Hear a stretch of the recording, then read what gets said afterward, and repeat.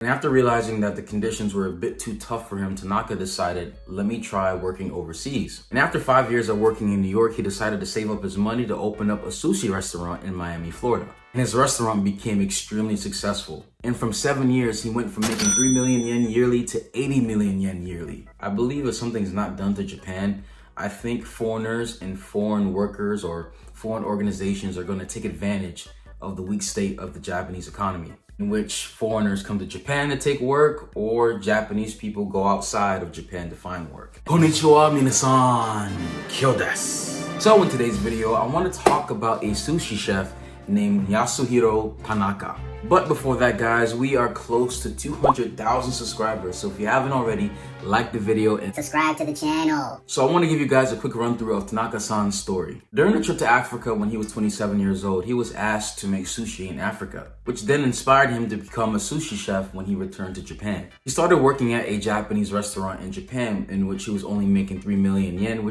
and he wasn't even allowed to cook in front of the customers. And after the restaurant would close, he would practice by himself to kind of hone in on the skills to become a better chef. During this time, he faced a lot of hardships because for many people who aspire to be a sushi chef, it oftentimes takes about 10 years for you to be even able to cook in front of customers, which again is a very long time in order for you to start making some decent money. And after realizing that the conditions were a bit too tough for him, Tanaka decided, let me try working overseas. So he decided to follow his brother to New York City, in which his brother was working at a sushi restaurant, and he decided to work there. And his salary doubled to 6 million yen, which is approximately about 55K in US dollars a year, which again is really good. Basically saying that people overseas doesn't have as much harsh expectations of him, and it's a lot more of an easier work environment compared to where he came from in Japan. And after 5 years of working in New York, he decided to save up his money to open up a sushi restaurant in Miami, Florida. And his restaurant became extremely successful. And from 7 years, he went from making 3 million yen yearly to 80 million yen yearly, which is very good money. And in Mr. Tanaka's shop, he still uses ingredients from Japan.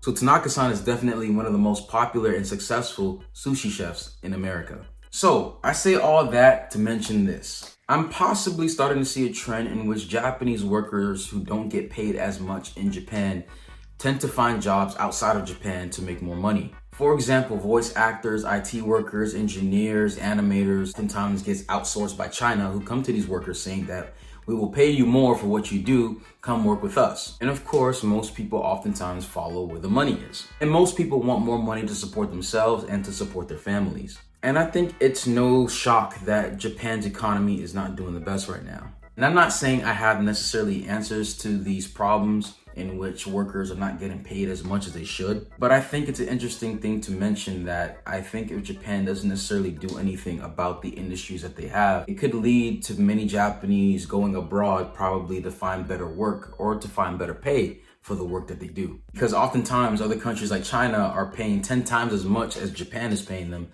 So it makes sense that they would leave Japan to these outsourced places because they get more money. And I think after a while, anybody or any people would get upset if they're not feeling that they're getting paid enough for the work that they do. A lot of times I believe cultures can get in a state of this is always what we've always done, this is who we are, instead of having a mindset that says, okay, what can we do to properly improve the people that live here, improve our economy, improve our country? Because I believe if something's not done to Japan, I think foreigners and foreign workers or foreign organizations are going to take advantage of the weak state of the Japanese economy, in which foreigners come to Japan to take work or Japanese people go outside of Japan to find work. And the story with Tanaka-san is that he wasn't getting paid enough in Japan, so he left Japan and ended up being a lot more successful than he would have been if he stayed in Japan. So what do you guys think needs to be done to Japan to kind of change this problem? Do you think it's more so the politicians? Do you think it's the lawmakers? Do you think it's probably Japanese culture that kind of prevents workers from getting paid as they should? I really want to know what you guys think in the comment section below. So if you guys enjoyed the video, please smash the like button, smash the subscribe button. Also hit that bell as well to get notified whenever we post a video. Honto, arigatou gozaimasu. Minna, 気をつけて。じゃあね。